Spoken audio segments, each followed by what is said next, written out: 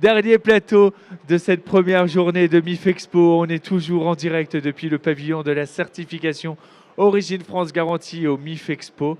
On va finir, je vais le dire en beauté, en élégance à la française, avec une entreprise que j'aime particulièrement. C'est l'entreprise Christelle, fidèle partenaire de cette opération Fait en France la télé, fidèle partenaire de la certification Origine France Garantie, qui s'est inscrite d'ailleurs dans la démarche Origine France Garantie très tôt. Christelle, ce sont des articles culinaires. Et pour en parler, j'ai le plaisir d'être avec Julien Jean, directeur commercial Christelle. Bonsoir Julien. Bonsoir Anthony. Merci d'être avec nous.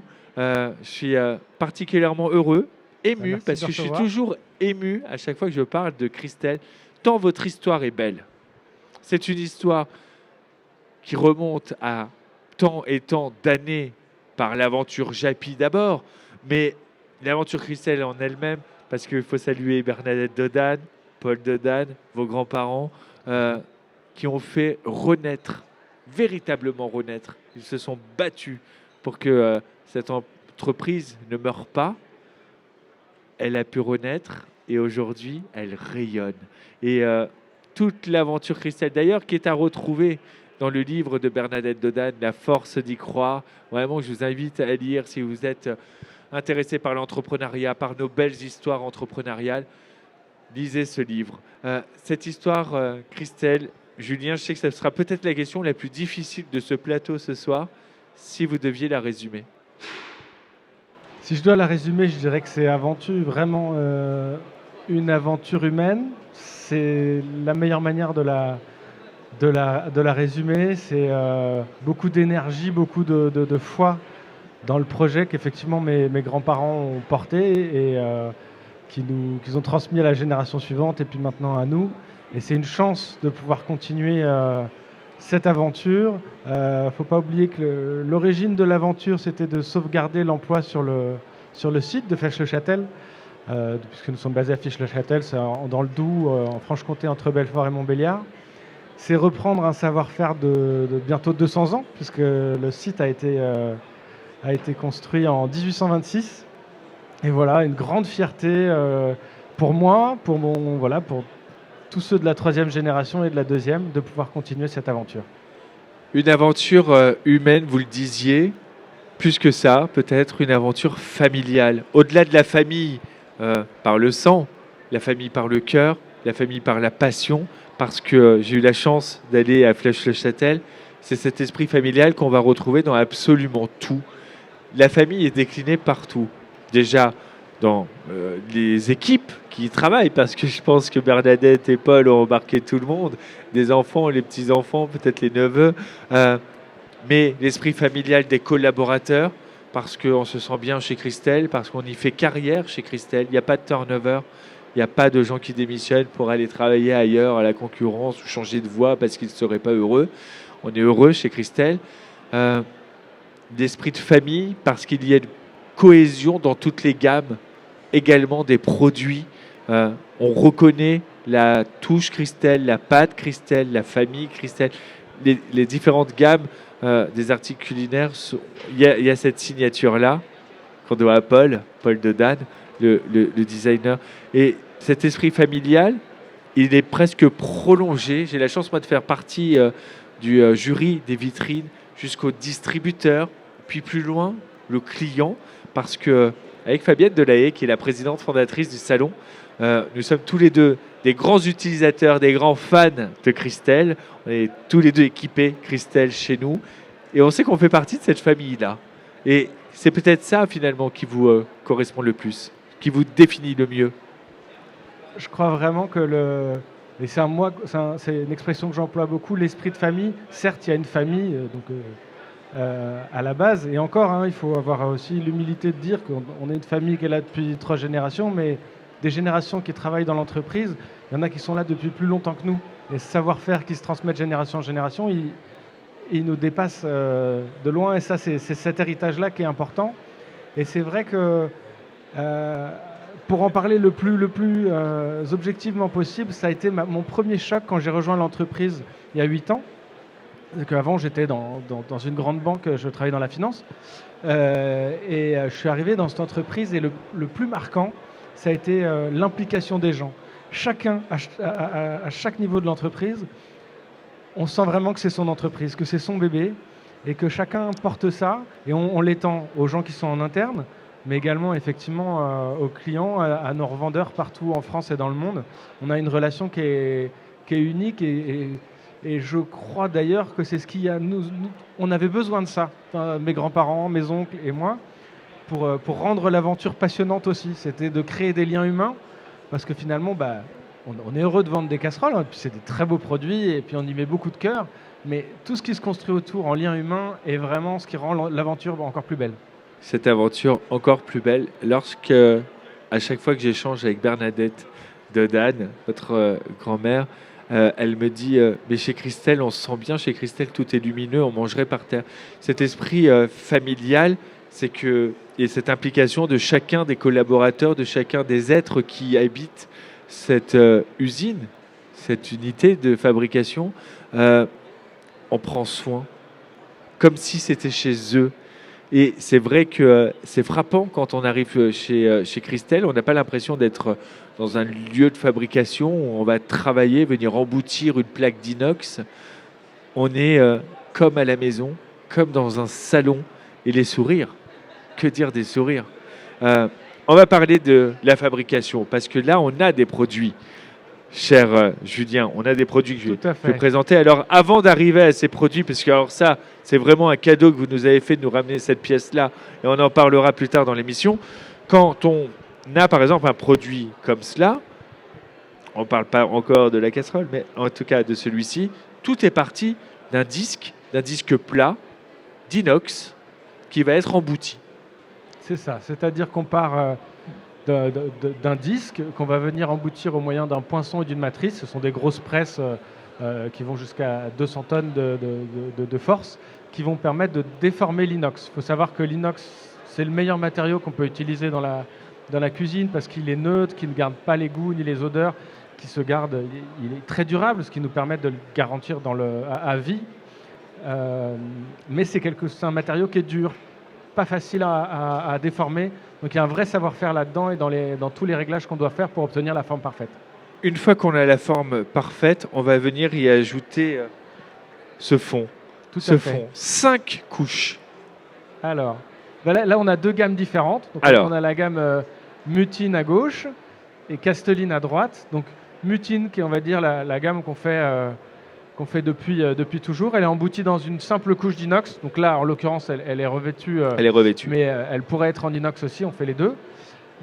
Cette gamme-là, elle a en plus, donc on y a brasé un fond thermodiffuseur, puisque l'inox c'est parfait, c'est le meilleur matériau pour cuisiner. Il a un défaut, c'est qu'il ne conduit pas très bien la chaleur. Donc on est obligé d'y adjoindre un autre métal. En l'occurrence, on a choisi l'aluminium pour ses qualités de légèreté, qu'on encapsule dans de l'inox, donc il n'est jamais en contact avec l'extérieur, et qui va venir faire la diffusion de chaleur entre la source de chaleur et l'intérieur. Et c'est là que c'est très important, c'est ça qui fait la différence de qualité entre ces produits et puis des produits basiques, c'est que on va vous dire parfois, cuisiner dans l'inox, ça accroche. On a tous entendu.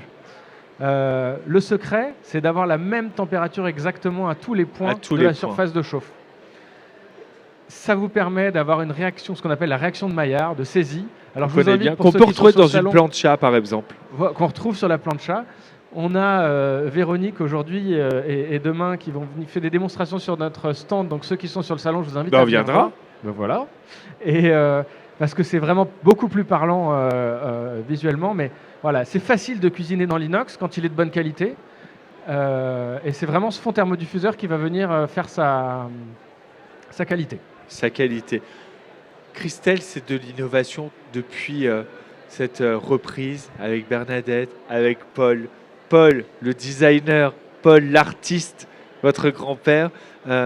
C'est lui qui, au début des années 90, je parle sous votre contrôle, Julien, au début des années 90, il y a l'arrivée de l'induction, dit on va commencer à y réfléchir sérieusement, il va falloir que tous nos produits soient compatibles avec l'induction. Bernadette était plus réticente, mais elle a suivi, elle a fait confiance à Paul. Et puis, c'est la formule de Bernadette. On n'y croyait pas et on a raflé le marché. Je prends ces mots, mot pour mot. Ah bah ça, c'est tout à fait ce qui s'est passé. Le couple fonctionne très bien. Il y a une complémentarité, bah, vous les connaissez, donc vous le savez. C'est assez incroyable d'avoir des gens aussi complémentaires. Et c'est vrai que mon grand-père, il a cette âme d'entrepreneur, cette âme de designer, et il a une idée. Alors par contre, quand vous voulez lui faire changer, c'est compliqué. Mais c'est aussi ça qui fait qu'on est là aujourd'hui. Et c'est vrai que l'induction, aujourd'hui, c'est vrai, c'est presque une évidence. C'est ça. Mais on a été les premiers en 91 à faire, donc, les premiers à faire des casseroles inox induction, parce que les casseroles d'autres matériaux étaient compatibles. Mais les premières casseroles inox induction, là où tous nos concurrents nous ont dit ça sert à rien. De toute façon, mes grands-parents venaient d'arriver dans le monde de la casserole, on leur a expliqué qu'ils y connaissaient rien et que c'était pas la peine. Ils l'ont fait et effectivement, ça a été un succès en France et ça nous a aidé à nous développer dans notre premier marché à l'export qui est le Japon. Aujourd'hui, justement, Julien, l'export, quel rayonnement! Et en plus, quel ambassadeur pour la certification Origine France Garantie.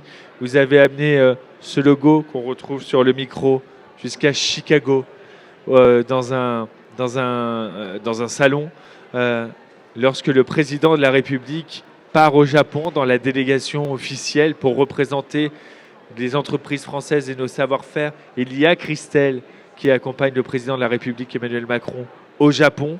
Un grand succès là-bas parce que Christelle, c'est à la fois la gastronomie, l'art de cuisiner et l'art de recevoir.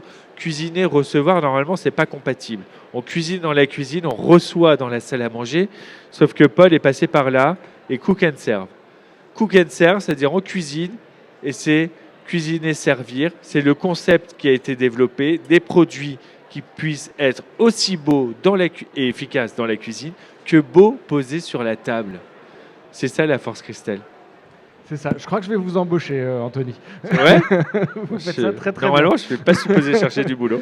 Je dirais ça à la fin du salon, il reste quelques heures de direct. C'est exactement ça. C'est l'idée.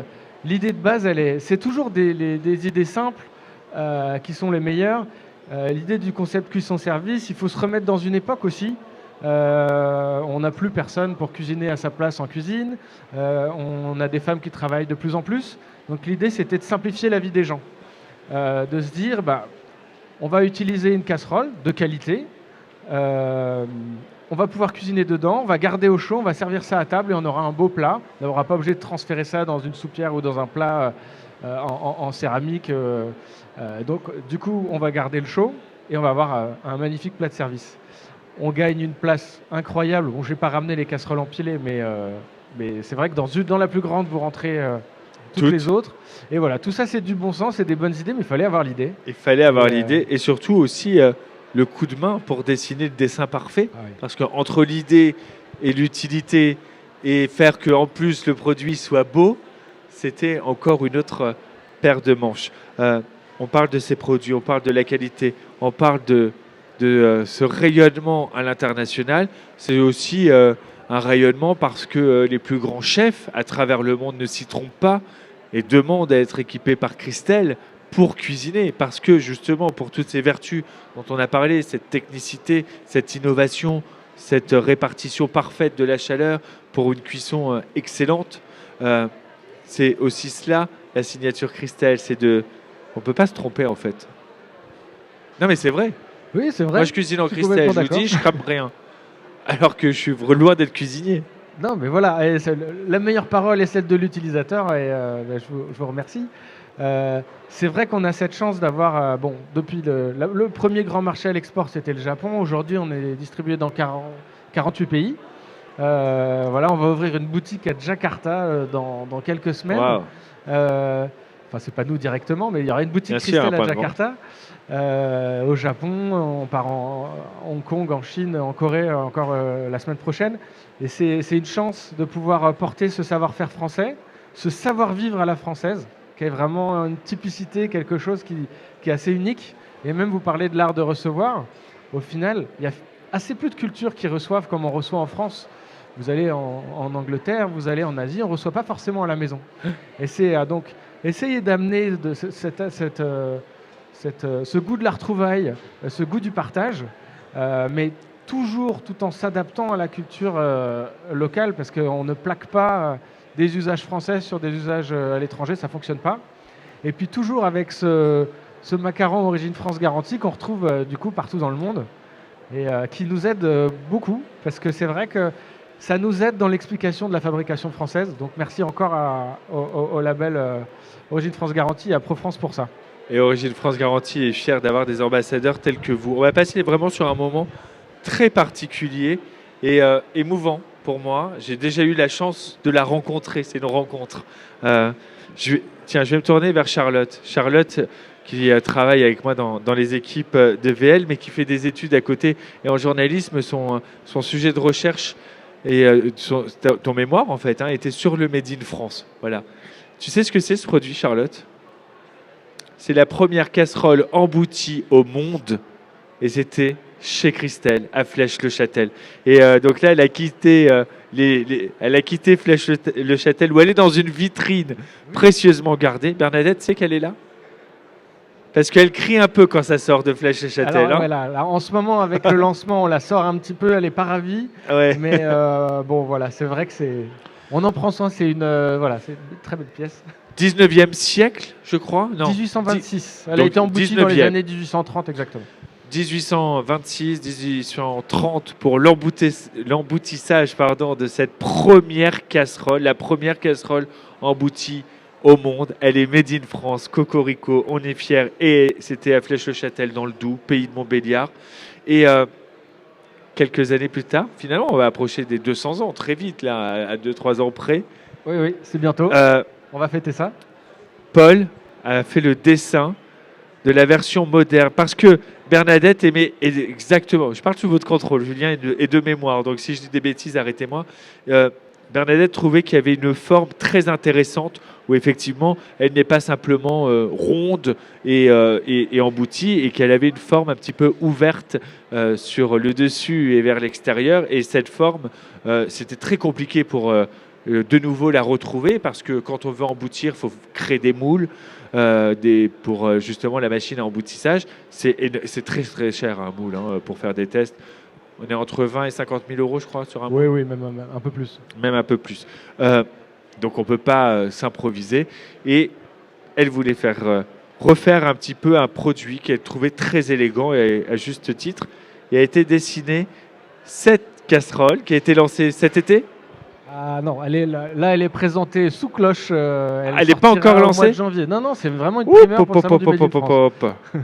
Ok, donc on a vraiment des excuses sur Fait en France, la télé.